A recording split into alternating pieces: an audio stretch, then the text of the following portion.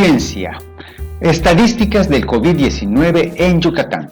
Desde que el 13 de marzo de 2020 se reportó el primer caso positivo de esta enfermedad en Yucatán, mensualmente he publicado en mi Facebook una gráfica de los casos activos de COVID-19 según los datos que da la Secretaría de Salud de Yucatán. Sí me han dicho de que estos datos no son reales, de que no son, que están debajo de la realidad. Bueno, pero dime entonces, ¿dónde están los datos reales? Auméntale un 20%. ¿Le aumento una cantidad aleatoria a datos falsos? Sigo teniendo datos falsos. No seas ingenuo. Empezaré diciendo que llamo casos activos a la diferencia entre el acumulado de casos positivos y los acumulados de pacientes recuperados y de difuntos. Más claro, a los casos positivos les resto los que se han recuperado y los que desgraciadamente han fallecido en esta pandemia.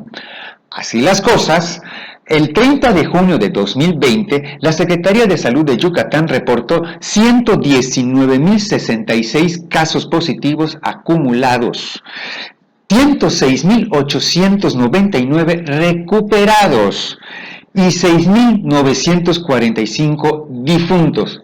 Todos esos datos acumulados al 30 de junio, lo que nos da 5.222 casos activos actualmente a la mitad del año, al día 30 de junio del 2022. Continúa el alza de casos activos, alza que inició el 18 de abril pasado. Y revisando los registros, en los meses de junio del 2020 y junio del 2021 se registraron sendas altas de casos activos. En junio del 2022 podríamos explicar por qué era el inicio de la pandemia, y en junio del 2021 porque recientemente pasaban las elecciones y se relajaron las medidas con tal de hacer campaña por parte de todos los partidos políticos. Al día de hoy hay 5.222 casos activos. El promedio diario de mayo-junio es de 1.463 personas enfermas durante el día en casos activos, contra los 227 que ocurrieron en el bimestre abril-mayo. Aún estamos lejos de alcanzar el récord histórico de 10.077 personas enfermas de COVID-19 en un solo día, registrado el 27 de enero pasado. De esta fecha empezó a bajar la cantidad de casos activos hasta que el 4 de abril de este año se registraron apenas 20 casos activos, 20 personas enfermas en todo el estado. Esto es bueno. El promedio de casos positivos reportados en junio fue de 251 personas cada día, contra el promedio de 52 diarios que se reportaron en mayo. También tengo el récord de los casos positivos en un día.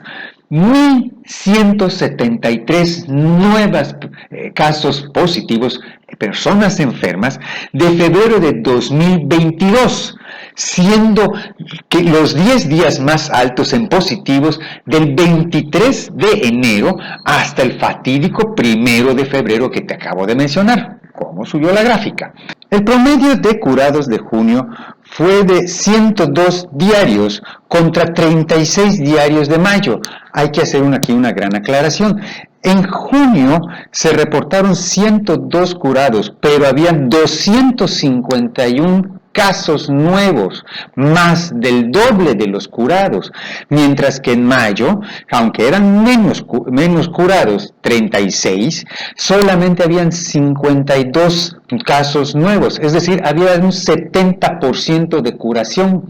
El promedio de decesos de junio es de 3 a la semana, contra 0 diarios de mayo. Sí, en todo el mes de mayo solo hubo un deceso por COVID-19, pero hay que decir que ha habido 8 días con récord de 35 defunciones diarias, los días 15, 23, 24 y 30 de julio y los días 5, 7, 12 y 18 de agosto, todos del 2020, cuando estábamos en la primera fase de la pandemia. Te recuerdo que la primera defunción de esta enfermedad ocurrió el 3 de abril del 2020, apenas 3 semanas de que se reportó el primer caso en el estado de Yucatán.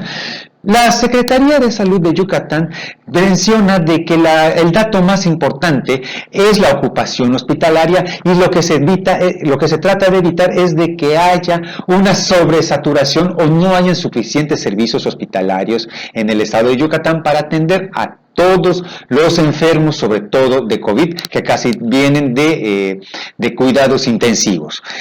Al 30 de junio del 2020 hay 39 personas en hospitales públicos del estado de Yucatán, mientras que el 1 de junio de este mismo año solo habían 6, es decir, en un mes subió mucho, más de 6 veces.